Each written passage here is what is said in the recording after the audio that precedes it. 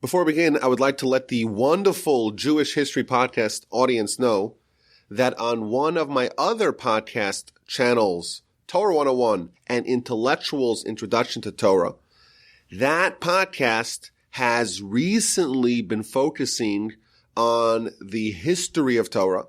The last 5 episodes are all about the backstory of the Torah and the history of the writing of the oral Torah and the development of Torah from Moses to the Mishnah, the history of rabbinic law and rabbinic edicts, to really try to understand how Torah got from where it started to the Mishnaic era. And please God, we will continue to pursue that question until we arrive to the state of Torah in the present time. So I thought that it may be of interest to you because it has been pursuing a history angle, so check it out, Torah 101. And I may do 1 or 2 episodes on the Jewish History Podcast on that subject as well. Have not decided yet. However, I want to give a disclaimer that listening to Torah 101, listening to that podcast channel, if you listen to it in its entirety, it will leave you with no doubt that the Torah is true and it's authentic. And therefore, if you don't want to be convinced of the veracity of Torah, maybe you should try to avoid that particular channel. As always, my name is Rabbi Yaakov Wolbe. I work for Torch, the Torah Outreach Resource Center of Houston. I'm actually speaking to you from the gorgeous Torch Center in Houston, Texas. And my email address is rabbiwolbe@gmail.com. This special edition of the Jewish History Podcast will be released on the Yard Site on the anniversary of the passing of Chacham Ovadia. May his soul be elevated in heaven, and may he petition the heavenly courts on behalf of the betterment of the entire Jewish people. In part 1 of our discussion of Chacham Ovadia, we discussed his complete Torah mastery. In part 2, I want to explore his role as a rabbi, as a chief rabbi, as a halachic arbiter, a Posek, and of course as an influential national and even international and even political figure. And finally, I want to explore perhaps his most impactful legacy, the mission that he strove for his entire life, the restoration of the crown of Sephardic Jewry to its previous glory. This axiom, Lahachzir atara liyoshna, to restore the crown to its former glory, was Chacham Ovadia's oft-quoted motto and his life mission and the unifying theme of his life and his accomplishments. This motto had widespread implications. It had religious and halachic meanings. It also described Chacham Ovadia's efforts to better the state of Sephardic Jewry in the political sphere, in the economic and social and cultural realms as well. As a rabbi and innovative halachic authority, Chacham Ovadia restored the crown to its former glory by standardizing the halachic norms of the Sephardic world to conform with the rulings of the Bet Yosef, of Rabbi Yosef Karo, the author of the Shulchan Aruch. As a religious icon, Chacham Ovadia invested Herculean efforts to encourage Sephardic Jews to come home, to come back to Torah, and to not be drawn to the newfangled heresy and secularism. And thereby he sought to restore the crown to its previous glory. Chacham Ovadia encouraged entire generations of young Sephardic yeshiva students to become Torah scholars and to author Torah books and to achieve great heights in their scholarship and in their study. Socially and culturally, the movement spawned by Chacham Ovadia sought to restore the crown to its former glory, to imbue the many Sephardic communities with pride in their illustrious heritage and traditions. Moreover, this motto referred to the establishment of independent Sephardic religious infrastructure, to build schools, to build yeshivos, to build shuls in the glorious and ancient traditions of the Sephardic world. The tagline of the political party Shas that Chacham Ovadia spearheaded was Lahachzir Atara Liyoshna, to restore the crown to its former glory, to its previous luster. And on all accounts, Chacham Ovadia's efforts were a wild, unbridled success. So let's talk about his accomplishments as a rabbi and as a leader. Before he was a nationally and internationally famous personality, Rav Ovadia had a storied and legendary career as a trailblazing rabbi and as an uncompromising and fearless Dayan rabbinic judge, both in Israel and in all places in Cairo, Egypt. In 1947, Chacham Ovadia moved with his family to Egypt to head the yeshiva and the Beit Din, the rabbinic court in Cairo. Now, of course, the Jewish community in Cairo was ancient. It had existed for 2,400 years, dating back to the destruction of the first temple. But of late, there had been a rise in affluence in the community, coupled with a long-term spiritual decline of the community, and they wanted to bring in a young, dynamic rabbi to help reverse that trend. And they hired Chacham Ovadia to move from Israel to Egypt. Now, this decision to move was largely caused by the dire financial straits of the Yosef family, but ultimately, his tenure in Egypt provided him with invaluable leadership experience. It taught him how to deal with knotty, difficult challenges and with recalcitrant communities. In Egypt, he had to contend with the secular Jewish establishment that was hostile to his teaching of Torah, and they opposed his institution of rigorous halachic standards. When he arrived in Egypt, he found gross violations of halacha. The use of microphones, for example, on Shabbat and Yom Tov by chazanim, by cantors, and by rabbis was common. Rabbis would often attend funerals of dignitaries in churches, which is not halachically permissible. It's not halachically okay to walk into a church, which by our definition is a house of idolatry, but it was the standard practice in that community because they wanted to maintain communal peace and they wanted to not stir the pot too much, but it was a violation of halacha. The kosher system in Egypt was also rife with corruption, with ignorance, with incompetence, and much of what was passed off as being kosher was in fact not reliably so. The shochtim, the ritual slaughterers, they wouldn't check their knives properly before they slaughtered. They would pass off camel meat as being kosher. Of course, camel is one of the animals that's not kosher. They would not do the proper post-mortem investigation, autopsy in the animal. They would work on festivals. And facing all of these areas of halachic violations, Chacham Ovadia remained a steadfast stalwart, aggressively and determinedly opposing and trying to root out these practices. And he refused to corrupt or bend the halacha even in the face of tremendous resistance. His uncompromising, resolute adherence to halacha raised the ire of his detractors. So Chacham Ovadia would go and investigate, for example, the kashrut, the legitimacy of the kosher certification of various slaughterers, and he would disqualify the ones who were not doing a good job. And one of them actually hired a group of Arab hoodlums to assassinate this rabbi, and he was saved from that in miraculous fashion. Another butcher pointed a gun at Chacham Ovadia after the Chacham insisted that he hire a full-time mashgiach, a full-time kosher overseer for his store.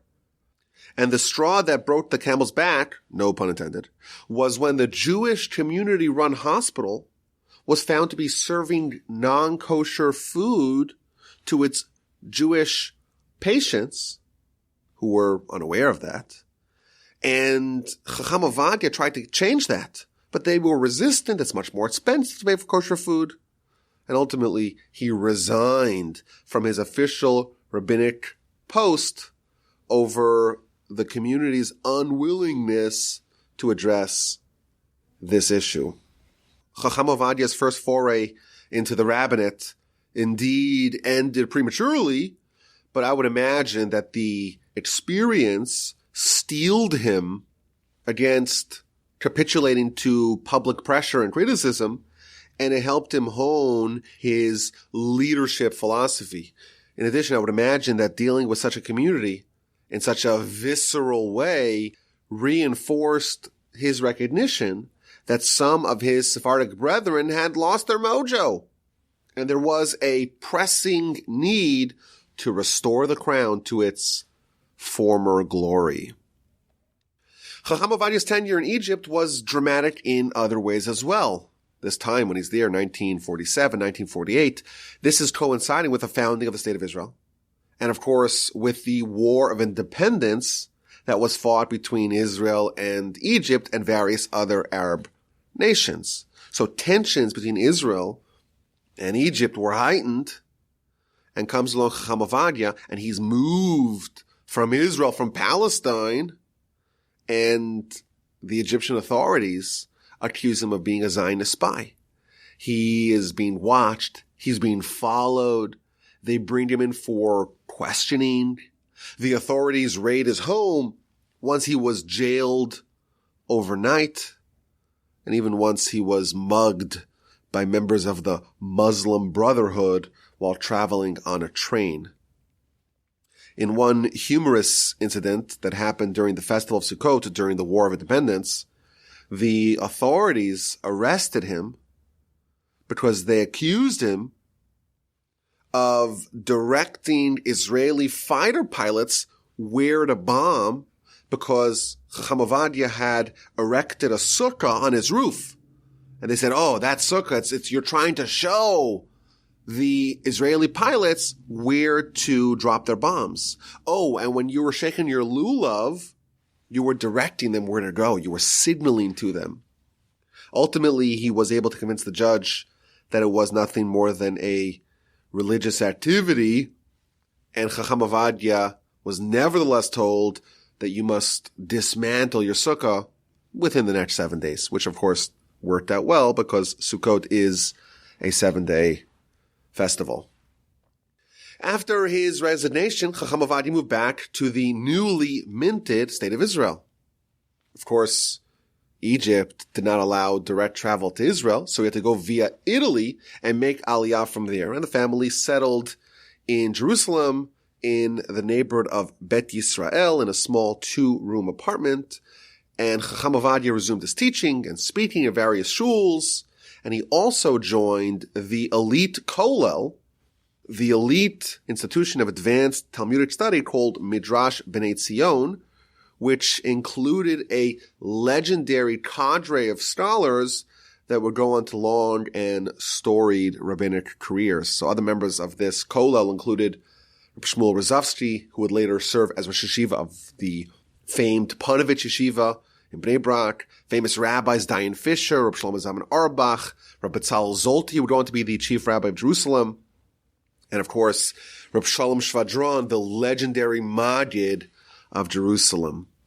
And once back in Israel, he began his career in various positions, in various posts in the rabbinate, and as a member of various Batei Din, various rabbinic courts. For a short period, Chacham Ovadia served as a dayan, as a justice of the Beit Din of Petach Tikva. And the family, in fact, moved to Petach Tikva in 1956. Several years later, they moved back to Jerusalem, and he joined a different Beit Din. And in 1965, Chacham Ovadia was elected to join the Beit Din Hagadol, the supreme rabbinical court of the land. And this was very unusual because Chacham Ovadia at the time was 44 years old, and he was joining the land's highest rabbinical court, and all of his peers were many decades his senior, but this was a testament of Chacham Ovadia's otherworldly scholarship and stature and esteem. He would retain his position on the court until 1987, when he was forced to depart from the court due to his affiliation with a political party with Shas, and more about that in just a bit. In the early 1960s, there was a groundswell to draft Rav Ovadia to run as the Sephardic Chief Rabbi of Israel. And at that time, and still today, there were two concurrent chief rabbis, an Ashkenazi chief rabbi, a Sephardic chief rabbi, and they would serve 5-year terms. But there were no term limits. And in 1963, there was an election, and the incumbent was the sitting chief rabbi, Rabbi Yitzchak Nisim, and Chacham Ovadia was a little bit uncomfortable running against an incumbent, and he refused to run. Of course, later on, he would indeed run and serve for 10 years as the chief rabbi, as the Rishon LeZion, from 1973 until 1983. In 1968, Rav Ovadia ran and was elected as chief rabbi of Tel Aviv, which was traditionally a stepping stone to become chief rabbi of the state. And just as was true with the state at large, the city of Tel Aviv had at the time two concurrent chief rabbis, an Ashkenazic chief rabbi, a Sephardic chief rabbi, and Rav Ovadia was elected alongside Ashkenazi chief rabbi Shlomo Goren, who served simultaneously as the chief rabbi of the IDF. Chacham Ovadia had very ambitious plans for his role as chief rabbi of Tel Aviv. In his inauguration speech, he pledged to ensure that kosher was being done properly in the city. He pledged to ensure that the religious infrastructure would be up to snuff. He pledged to oversee the marriage and life cycle officiation. He pledged to teach Torah to all, and this is exactly what he did. He would make spot inspections on the marketplaces to inspect stores. If he found any halachic kosher violations, he would pull the certification. He visited industrial factories, and he inspected and upgraded the procedures to make sure that they were in line with halacha.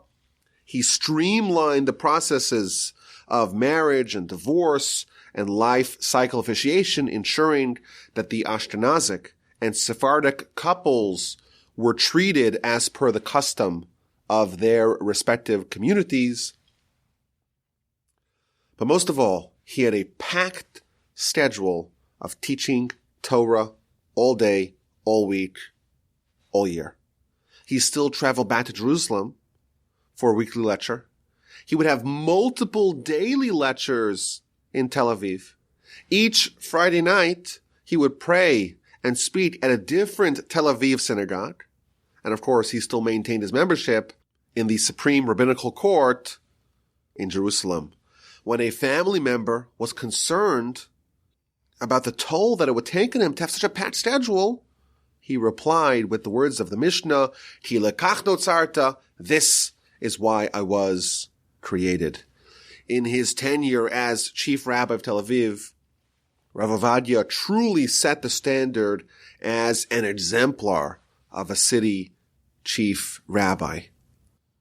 But Chief Rabbi of Tel Aviv would not be his highest rabbinical post. In 1973, as we mentioned, Chacham Ovadia was elected Rishon LeZion, the chief Sephardic Rabbi of Israel, and his prominence, and his fame, and his prestige, and his impact would only grow from there.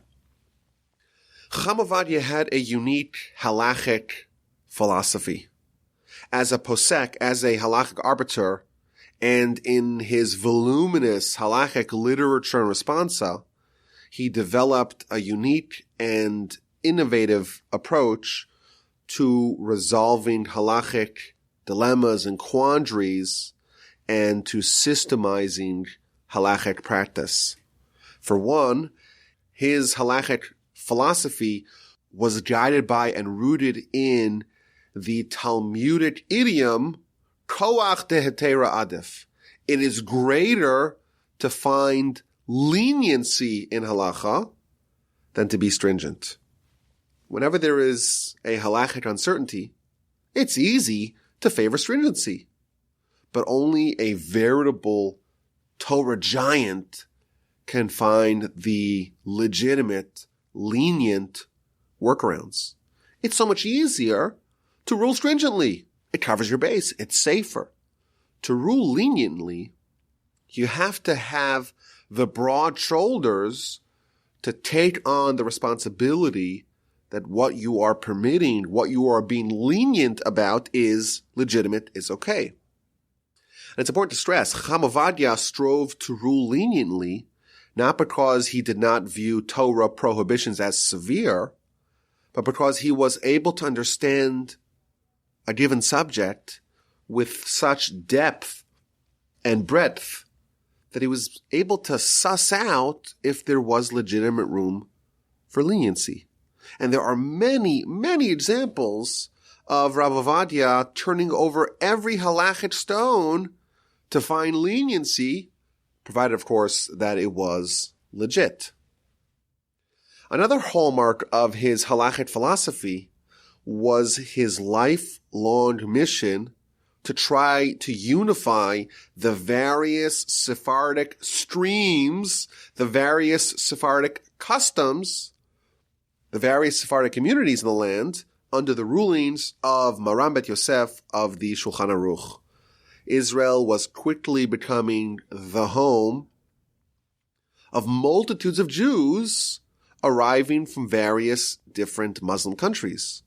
You have Jews from Iraq, from Iran, from Persia, from Egypt, Morocco, Libya, Tunisia, Algeria, Yemen, and each one of them come with their own customs and their own halachic way of operating. Chacham Ovadia sought to unify and streamline their halachic practices under the rulings of the Bet Yosef of Rabbi Yosef Karo, the Shulchan Aruch. And he argued that the Bet Yosef's positions were universally accepted and endorsed by all the Sephardic giants over history. Moreover, his rulings are considered authoritative in the land of Israel. So even if, let's say, in Iraq, you follow the rulings of the Ben Ish Chai, for example, once you're in Israel, you must follow the rulings of the Bet Yosef. And this approach actually proved quite controversial, because for many Sephardic Jews, to go against the ruling of the Ben Ish Chai was anathema, was sacrilege. And here Chacham Ovadia is favoring the rulings of the Bet Yosef over the other Sephardic giant, the Ben Ish Chai. And in fact, when Chacham Ovadia published his first work, Chazon Ovadia, some Iraqi Jews sought to have this book banned because in this book he ruled against the Ben Ish Chai. And in another example of misplaced zealotry, a couple of rabble-rousers even burned the book. But Chacham Ovadia actually held the Ben Ish Chai in the highest regard, and he testified that he never argued with the Ben Ish Chai before he studied the relevant Talmud and associated writings a minimum of 15 times. He was not going against the Ben Ish Chai willy-nilly, frivolously. He was doing it because he had the conviction that the halacha does not follow the Ben Ish Chai in that particular case. Rav Ovadia's writing style and method of arriving at halachic decisions was also quite innovative and also somewhat controversial in some circles. When he would write a book on a various subject, he would consume all the available halachic literature on that subject, including contemporary books. And of course, he would read a book and have it all memorized. Rav Shmuel Vosner, a contemporary, he said that Chacham Ovadia knows my books better than I know my books. And he would use all this amassed information, and he would take this broad, comprehensive approach and use that as the basis of his halachic rulings as well. He would often delineate many sources on a given question, and he would highlight the merits of each argument, and he would reach his conclusion through the lens of all this literature, oftentimes siding with the majority.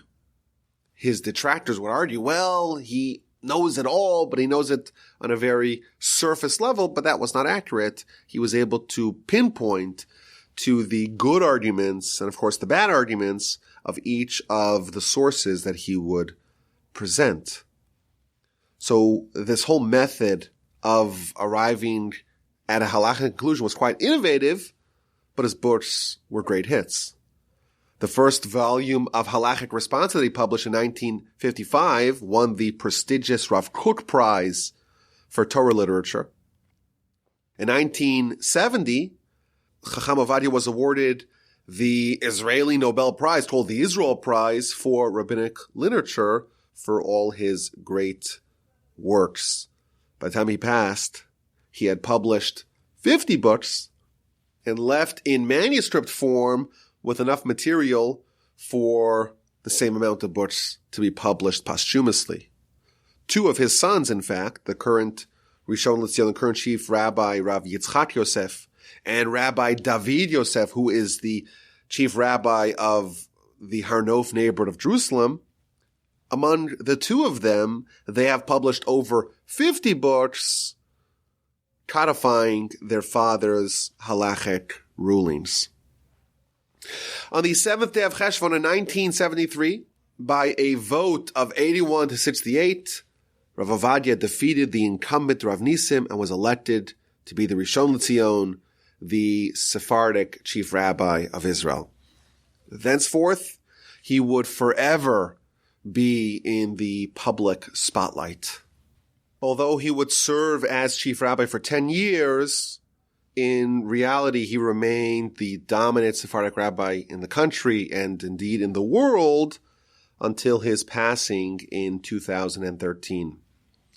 Now, in the early 1970s, the chief rabbinate, and truthfully the state at large, was embroiled in two massive halachic controversies. Perhaps some would characterize them as scandals. These two massive controversies served as a backdrop for Rav Ovadia's promotion to chief rabbi of the state. Now, in general, the matters of religion and state were always and still are quite tenuous. In the famous status quo agreement agreed upon at the founding of the state, David Ben-Gurion had given the rabbinate complete authority over matters of religion, including marriages and divorce and conversions. This arrangement had always been a recipe for conflagration. The secular majority is subject via the rabbinate to the religious minority. You could see them not loving it. And even today, this is a flashpoint of conflict, not only in Israel, but abroad, because the Israeli rabbinate does not recognize reform and conservative and even some orthodox conversions that are done abroad. The rabbinate has quite rigorous standards, and it may come as a surprise to people who were converted outside of Israel. They arrive to Israel and their conversion is not recognized by the official state authority, by the rabbinate. Now, proponents of this system argue that when you have a single universal standard that is quite strict, there is an invaluable benefit that there's never a dispute. If it's recognized by the gold standard of halakha, no one would quibble with its legitimacy, and thus you don't have a situation where someone is recognized as a Jew in this neighborhood, goes to a different neighborhood, is not recognized as a Jew. If you are recognized universally. So this is still a hot button issue today. But in the 1960s and early 1970s, this conflict erupted with two controversies that rocked the state and the rabbinate. The first case involves the conversion of one Helen Zeidman. She was a Christian who was enamored by Israel and by Judaism, and she moved to Israel and she began living on a kibbutz. But because she was not Jewish, when she wanted to marry a Jewish man, it had to be done outside of Israel, because the rabbinate would not officiate an intermarriage. And several years later, she wanted to convert, but the rabbinate refused to convert her because she was not adhering to halacha at all. She was living on a completely non-religious kibbutz. She was not obeying the strictures of halacha. And undeterred, she went for a non-halachic reform conversion. And subsequently, she approached the interior ministry of the land to have her children be reclassified as Jews because of this conversion. But because this non-halachic conversion was not recognized by the state, her petition was rejected. But she didn't give up, and she went to the Supreme Court, and she argued in front of the court, hey, you have to recognize my Jewishness.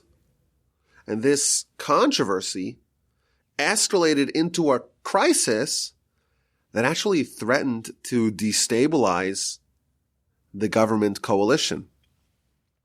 The religious Zionist party, Mafdal, they threatened to quit the coalition if there's no resolution to this case. But a resolution did materialize.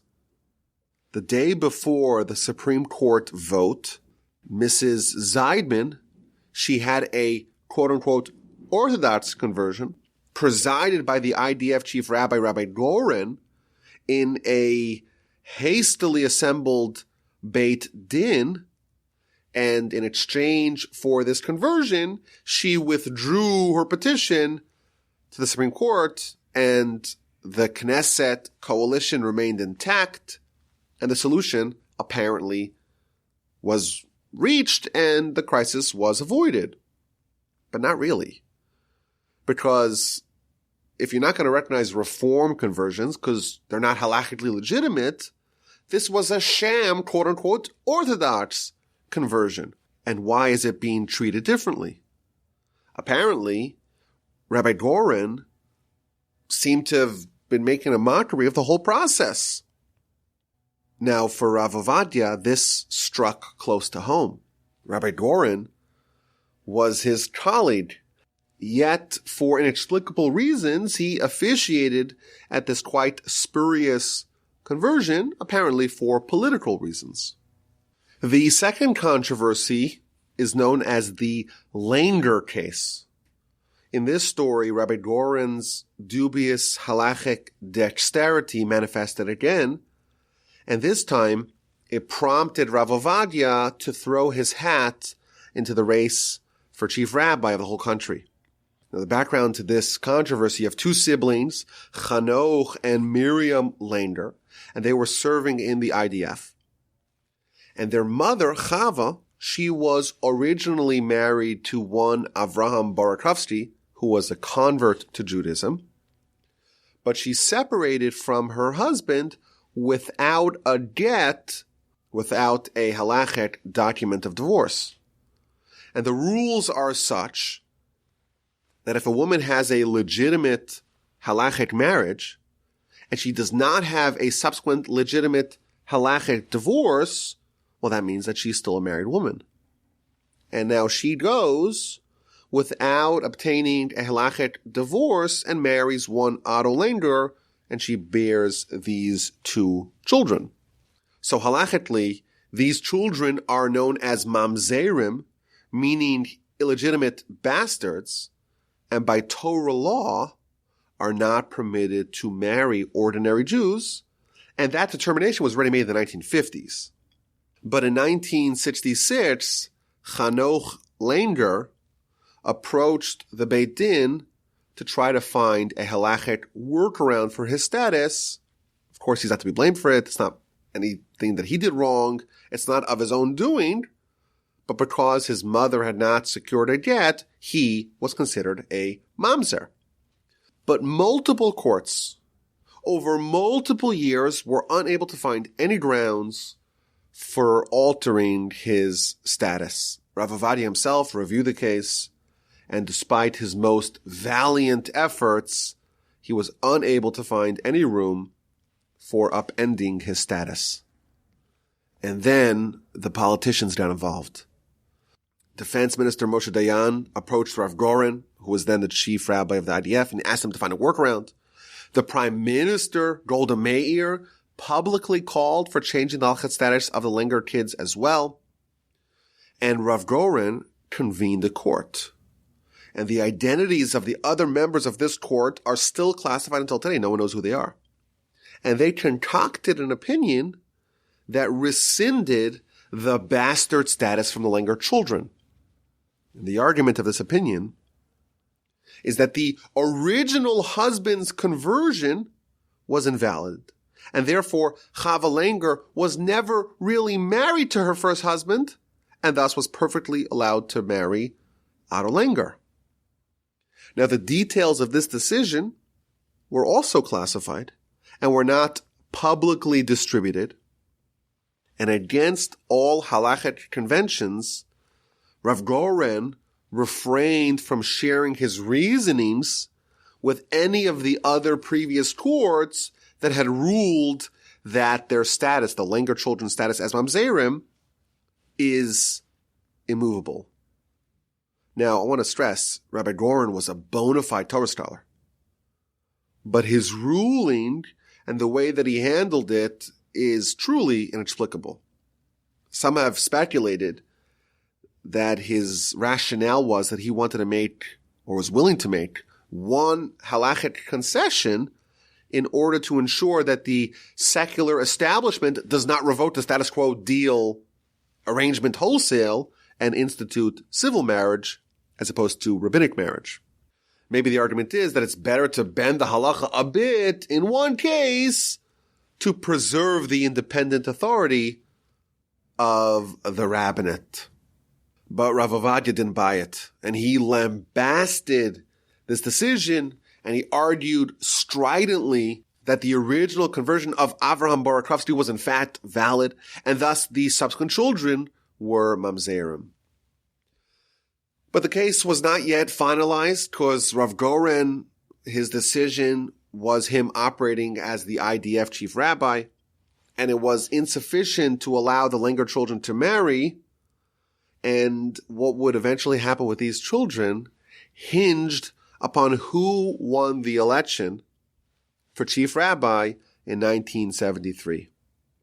And Rav Goren was gunning for that post to be Ashkenazi chief rabbi. And the current Sephardic chief rabbi, Yitzchak Nisim, he was running for re-election.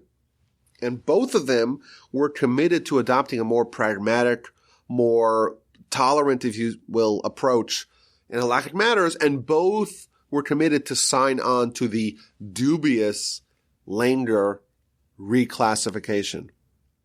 It was this controversy that spurred Rav Ovadia to submit his candidacy and to run against the incumbent and to seek the post of Sephardic Chief Rabbi. This story has somewhat of a tragic conclusion. Rav Ovadia indeed won the election and became Chief Rabbi.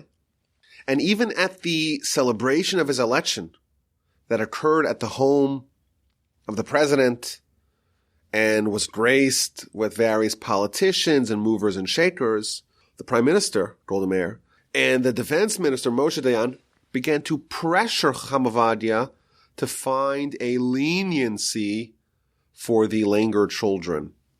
Rav Goren was eager to fulfill his campaign pledge and certify the spurious workaround, but Rav Ovadia refused to play ball. He insisted on following halachic protocol and presenting any new opinions, any new evidence, any new arguments to the previous courts that had ruled on this matter. A month after the election, the matter went public. Rav Ovadia told the press that his Ashkenazic counterpart, Rav Goren, had issued an ultimatum and a threat and said to him, unless you join the new court to examine the Lander case without preconditions, I'm going to cut off all contact with you, and I'm going to refuse to partake in a joint inauguration ceremony. Rav Goren, for his part, denied the allegation, but 4 days later, on the 19th of November 1972, Rav Goren made a unilateral move, and contravening precedent, he assembled 9 unidentified rabbis who signed off on the ruling, and both Lander children were ruled to not be mamzerim, and both of them were married hastily to their fiancés in a joint ceremony attended by Defense Minister Moshe Dayan. It is universally believed that Rav Goren, though of course a great Torah scholar, was guided by political considerations that trumped the general accepted halachic protocol, and he acted in this fashion. As a result of this decision by the rabbinate, Rabbi Elyashiv, he actually resigned the rabbinate. Now, the ironic postscript of the story is that the original husband of Chava Lander, Avraham Borakovsky, he sued Rav Goren for claiming that his conversion was invalid. And ultimately, the Supreme Court ruled that Rav Goren's decision regarding the Langer children, though reliant on questioning the conversion of Borakovsky, did not invalidate his conversion. And in fact, Rav Goren was required to pay Borakovsky's legal costs. The Lander controversy and the tension between him and his Ashkenazic counterpart was only the beginning of Rav Ovadia's tenure as chief rabbi. Another major crisis loomed. In 1973, the Yom Kippur War erupted, and of course we know the story. Israel suffered major losses, and Rav Ovadia, in his capacity as chief rabbi, made multiple trips to the front lines to inspire the troops, to encourage the troops, to bless them. But after the Yom Kippur War was finished, a major halachic crisis arose. There were around 1,000 soldiers who were missing, and the wives of those who were married are now considered agunot, i.e. women whose husbands are missing and they're unable to get remarried until the situation is settled. Now, these are some of the most difficult questions that a halachic authority could ever face. And historically, these questions were always sent to the greatest sages of the time, and Rav Ovadia was selected, and not the Ashkenazic chief rabbi Rav Goren, to try to find heterim, to try to find halachic reasonings to permit these poor presumed widows to indeed remarry despite not having evidence or hard evidence that their husbands indeed perished in the war. The consensus was that Rav Ovadia had the halachic credibility more than his counterparts. He had never bent the rules in the past, and therefore he was given the job of trying to permit these women to remarry. And the problem was immense. Many were missing entirely. Many recovered corpses were completely unidentifiable. And what about soldiers presumed killed as prisoners of war?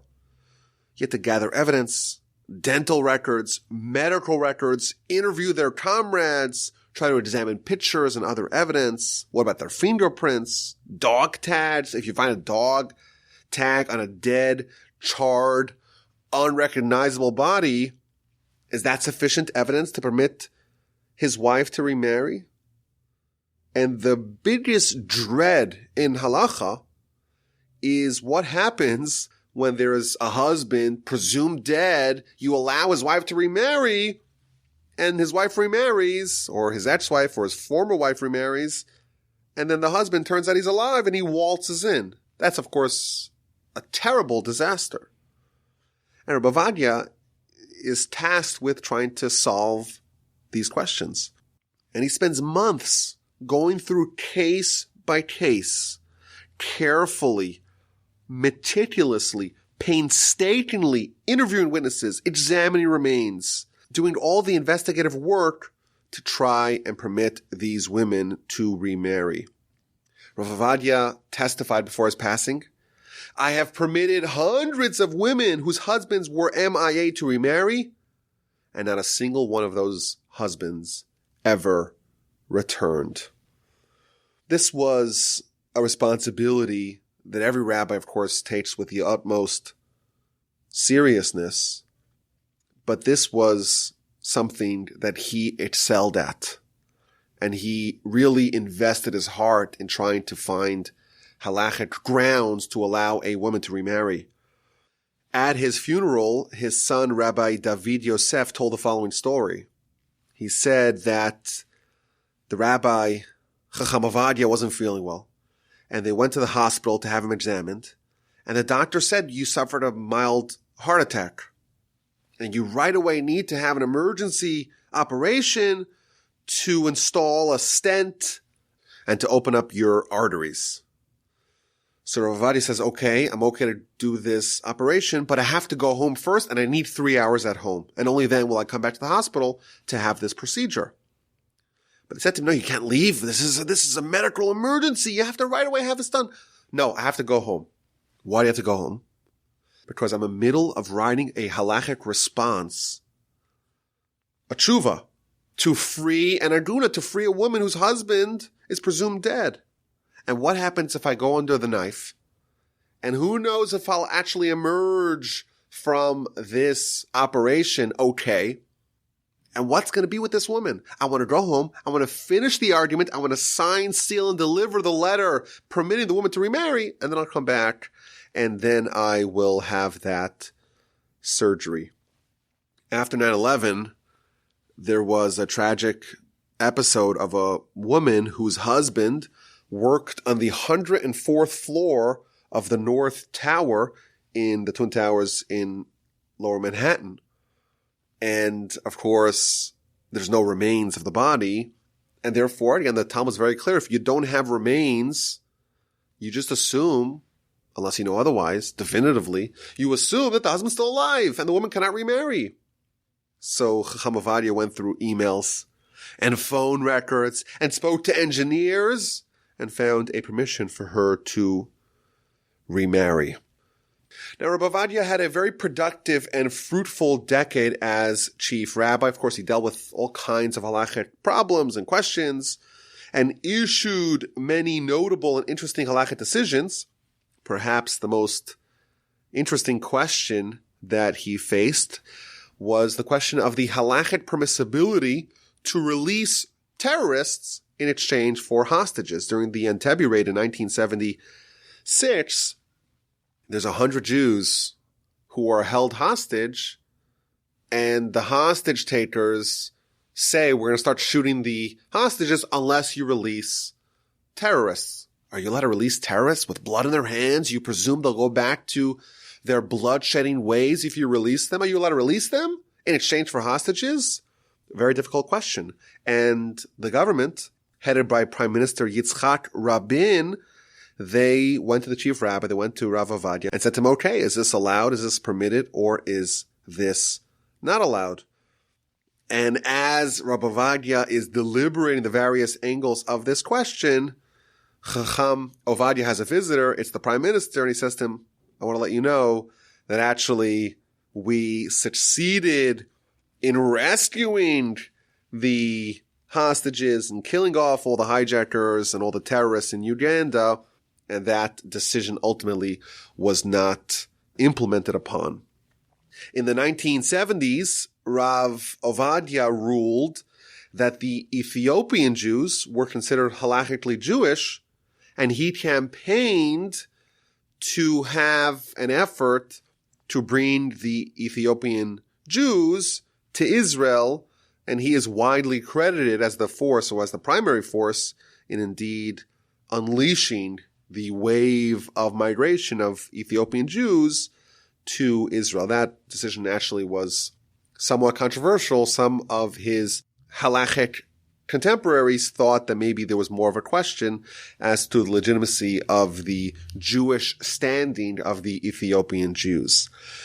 Another landmark position of Chacham Ovadia is the question of land for peace.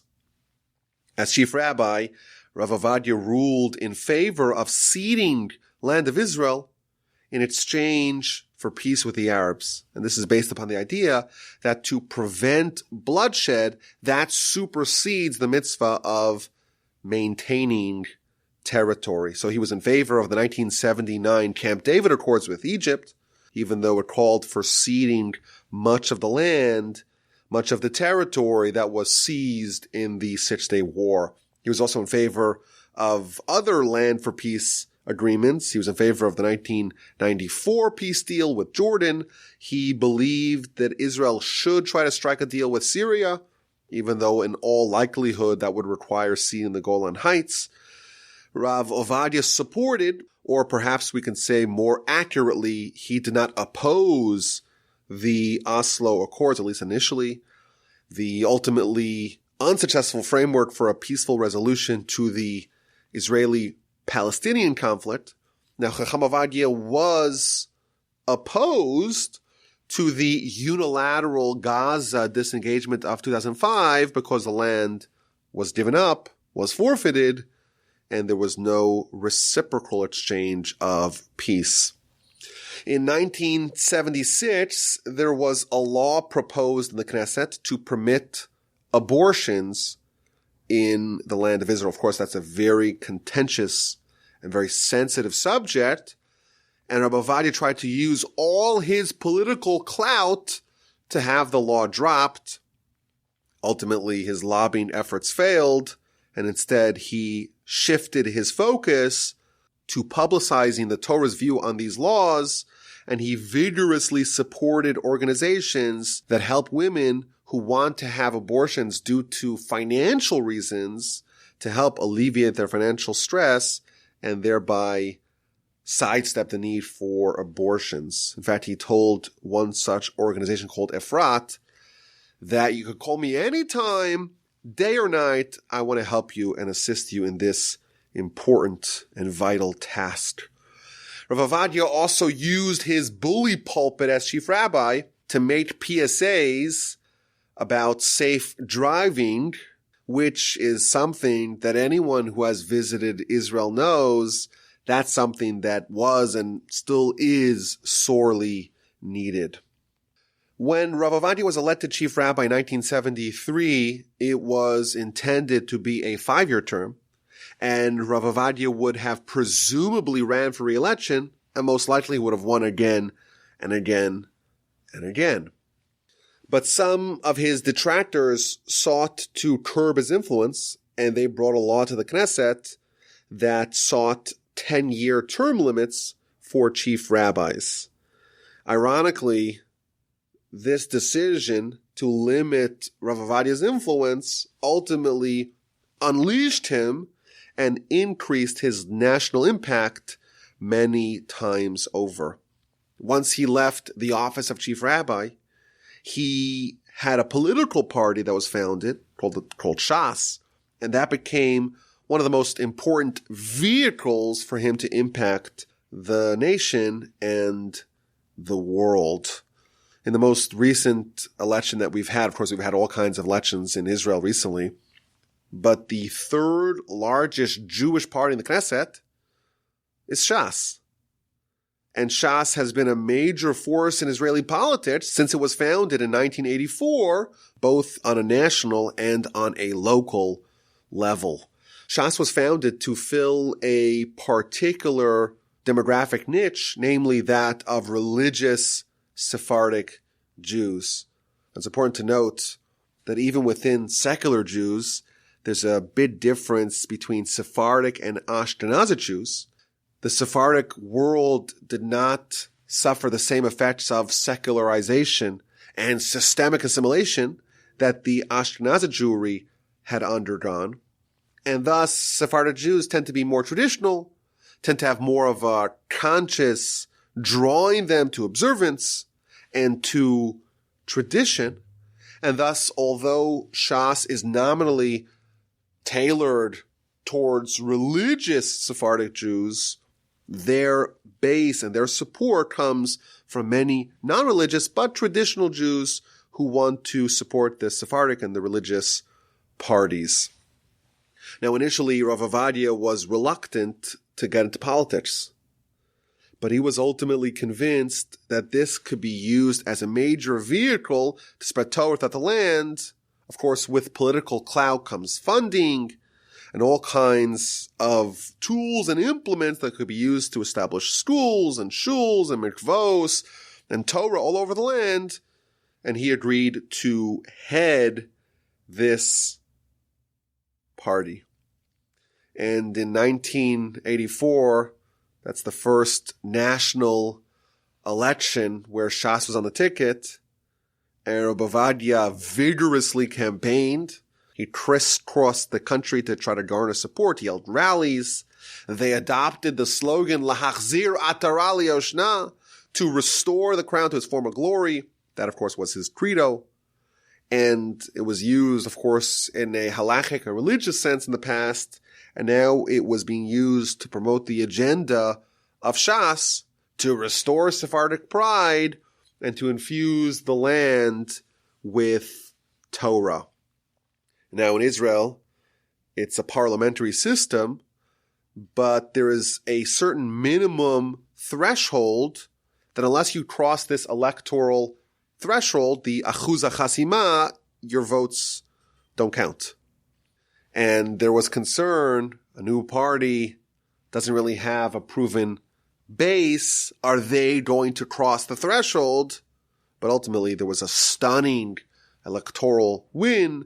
They garnered 4 seats, and they have been a Knesset juggernaut ever since.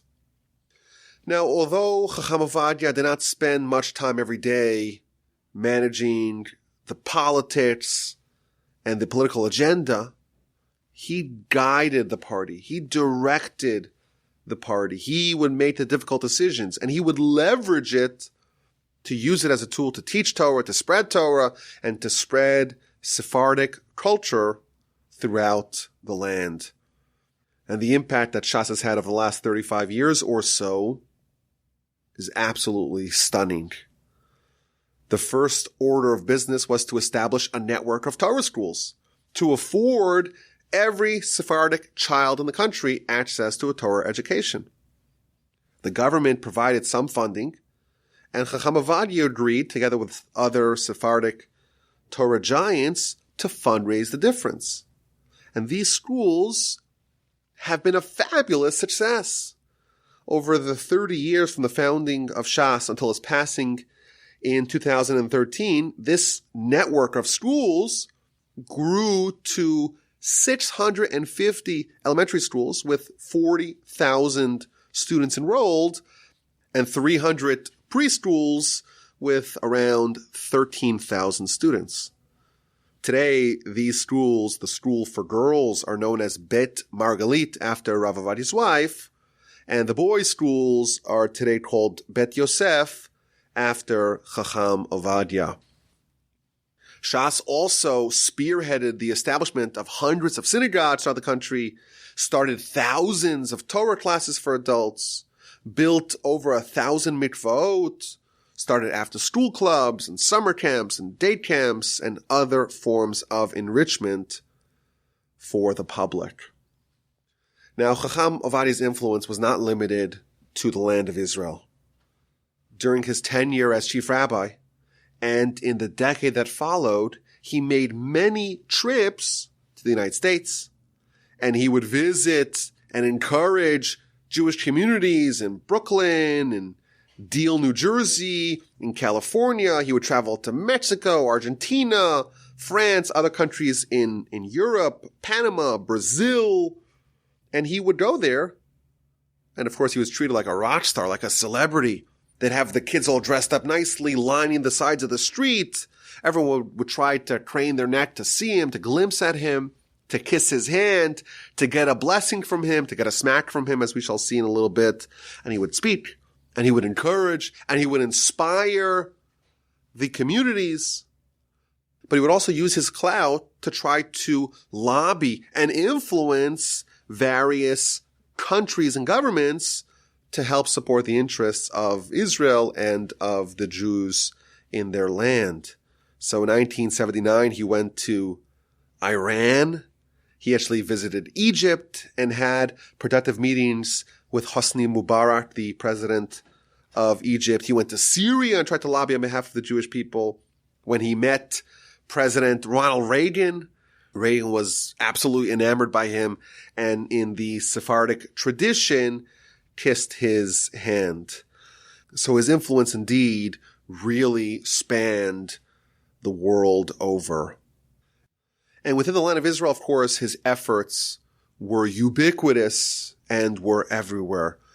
Prior to the high holidays, Chacham Ovadia would headline dozens of rallies. They called them repentance rallies in towns and cities throughout the land. They would rent out a soccer stadium, and you have a whole gathering with the objective of achieving communal repentance. And Chacham Ovadia would speak, and they would have the mayors of the town present, and they would have several events each night. And Chacham Ovadia would be shuttled from place to place by a helicopter. And his speeches would entertain the masses, would inspire the masses. They would pray together. He would bless them all to merit to a wonderful new year. And he would have these marathon events. And he gets home, and it's 1 in the morning, 2 in the morning, and he would run to go study to fulfill his daily quota. In the words of his son, he would study and run to pursue study like an alcoholic runs to wine. And in every initiative that Maran Ovadia undertook, he sought to restore the crown of Sephardic Jewry to its former glory. There's one more area in which this was true. In Israel, Sephardic Jews are heavily outnumbered, or certainly were at the beginning of the state, by the European Ashkenazi Jews. And sad as it is to say, they were often discriminated against. If you think living in Israel today is difficult, think about what it was like in the 1950s. There's economic austerity. A huge percentage of the state budget is dedicated to defense. There's very fragile security. The economy is not developed. They don't have foreign patrons like they have today. And the state is absorbing hundreds of thousands of penniless immigrants. And the Sephardic community in Israel is subject to systemic discrimination and marginalization, and to a certain degree are being treated like second-class citizens.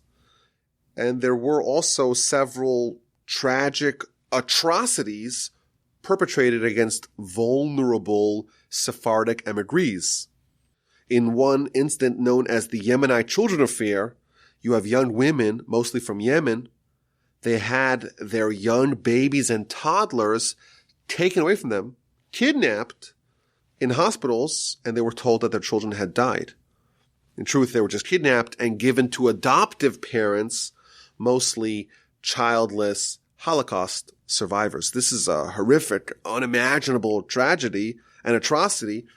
And we know today, and it's been formally acknowledged by the state, that somewhere between 1,500 and 5,000 children were thus kidnapped. And again, it's hard for us to talk about this or to think about this, but it's true. And this is not conspiracy theories. This is not tinfoil hat stuff. We know today that there were medical experiments done on some of the kidnapped babies. And some of the kidnapped babies actually died from undernourishment, and some of them were administered various medicines, and that caused them to die as well.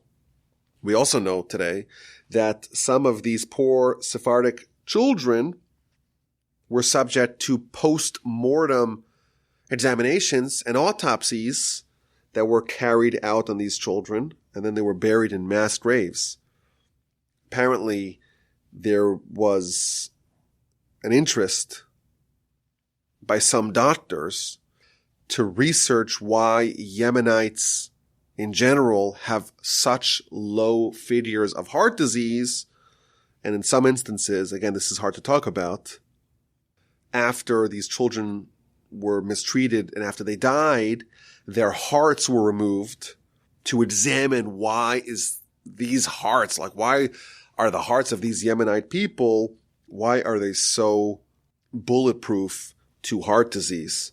Now again, these atrocities are really hard to think about, but we know for sure they happened, and we know this was acknowledged by multiple government investigations, and we know that there's hundreds of thousands of documents relevant to these testimonies and evidence that's placed under lock and is classified and will not be available to the public until the year 2071. So terrible things happen, particularly to Sephardic vulnerable people. They're being discriminated and even subject to such horrific atrocities. There were also spiritual atrocities perpetrated against these people. The Yemenites traditionally would have long and thin peyot, side locks, and there's been documentation of the forced shaving of these side locks from young Yemenite children. And they were indoctrinated to say, hey, this is Israel, everyone's Jewish. You don't need to worry so much about Torah, about tradition. So we have these atrocities, and we have various forms of economic and social and cultural marginalizations. And I have to say that the situation today is a lot better than it used to be, but sadly, there still exists today at least the perception of systemic discrimination against Sephardic communities. And it's sad to say, but this is not limited to the secular authorities. Even in the religious world as well, in Ashkenazi-run religious schools and yeshivos, the Sephardic students are often discriminated against. They, of course, did not have the pedigree of the Lithuanian yeshiva world. They didn't speak Yiddish. They weren't associated with the customs. And oftentimes, the best yeshivos would not accept Sephardic students. And even if they did, they had or have to face quotas, only take 10% or 20% or 30% of the student body to be Sephardic. And of course, that is discrimination. So some of the idea of restoring the crown of the Sephardic world to its previous glory was about trying to attack this discrimination head on. Chacham Ovadia sought to restore the glory. We have the most glorious and storied history. The Rambam, the Rif, Alfasi, the Bet Yosef. We have giants of Torah from the Sephardic world. We can build the most glorious and prestigious institutions on our own. We can take care of our own. We can unite our political power and become a force to be reckoned with. And Chacham Ovadia himself really embodied this pride. You go over the land of Israel and you see in all kinds of small little shops, huge pictures of Chacham Ovadia. He was someone that the Sephardic world, everyone, could take tremendous pride in. What pride to say that arguably the greatest Torah scholar in the world is one of ours. And he also had this magnetically charismatic personality. He was very sharp and witty, great sense of humor. He was also cultured. He liked music and poetry. And when people would come to him, it was an experience. He wore the traditional Sephardic rabbinic regalia, the bedecked glima and the mitznefet.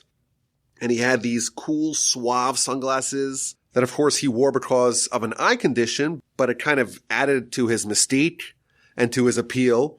And people would go to him, and he would lovingly smack them on the face. And anyone that he liked, he would do this to. And when I say anyone, I mean presidents, prime ministers, Netanyahu, Shimon Peres, who he was quite close with. And he would slap them on the right cheek and quote a verse from Proverbs chapter 3, Orech yamim b'yamino, long days on the right. And then he would slap them on the left cheek. Bismolo osher v'chavod, on the left, wealth and honor. And people who got a loving slap from Chacham Ovadia, they would cherish it the rest of their lives. And he became this figure that's beloved and perhaps we can even say idolized by his followers. And he, just his existence and his personality inspired and imbued a sense of pride in the Sephardic masses. We have this crown. We're not second-class citizens. We can be inspired by this great and transformative leader. He lived a difficult life. He lived a life of pain and tragedy. His wife passed away at a relatively young age. A year before he passed, his eldest son, whom he had some issues with, passed away as well. On his gravestone it says, Chacham Ovadia, who was oppressed with suffering. A few weeks before his passing, he was on hand to partake in the coronation of his son, Rabbi Yitzchak Yosef, as Sephardic Chief Rabbi. And on the third day of Cheshvan, in the end of 2013, exactly 7 years ago today, Rav Ovadia Yosef passed away after a few months of dealing with a variety of illnesses. Even though it only took 4 hours from when he passed until his funeral, the estimated crowd participating in this funeral is just shy of 1 million people that came to pay their respects to this great leader. And what a legacy he left. Giant of Torah, memorizing it all by heart. A leader whose trailblazing, whose impact, whose indelible impact transformed the Jewish world. And we could even say today, a community that was disjointed, a community that really was reeling from a very difficult century of upheaval, is now strong and united to a certain extent, of course. Jews being united is always a challenge, but united and a political force and a religious force and a cultural and societal force, largely the product of his doing. There's a verse in the book of Malachi that is talking about the attributes of true Torah giants, and I think it could be applied quite justly to him. The verse says, Torah emet hayta b'fiu. There was true Torah in his mouth, and there was no iniquity found in his lips. With peace and with uprightness, he walked with me, I with God. V'rabim heishiv me'avon. And many people he brought back from iniquity. Some have suggested that the greatest influencer to bring Jews back to Torah over the last 100 years was none other than Chacham Ovadia. And even though he didn't necessarily portray himself as such a person, he succeeded in bringing back masses of Jews who had strayed away from Torah and strayed away from tradition. He succeeded in bringing them back. Ki sifsei kohen yishmeru das. For the lips of the priest will guard knowledge, and Torah you should seek from his mouth, for he is akin to an angel of God. I want to read a quote from the superb art scroll biography of Chacham Ovadia that really tries to capture his legacy. Quote, it is quite possible that no other individual in recent Jewish history caused as much of a sea change among his people as did Harav Ovadia. He was single-handedly responsible for the incredible transformation of Sephardic Jewry from a community that was practically left for dead, with most of its members abandoning religion entirely or holding on to a mere modicum of observance, to a burgeoning force in the land of Israel, and throughout the world. Chacham Ovadia was indeed one of the great men of Jewish history who left an indelible transformation on the entire Jewish world. Don't forget to email me. My email address is rabbiwolbe@gmail.com. Check out all the other great work of Torch. Our website is torchweb.org. Of course, if you want to support our work, there is the option of making a donation on the website, torchweb.org. In the description of this podcast and in the description of every podcast, you have a link, a direct link if you want to support our work, and I would deeply appreciate that. Of course, check out my other podcasts, the links to which you could also find in the description. Thank you for listening. My email address is rabbiwolbe@gmail.com.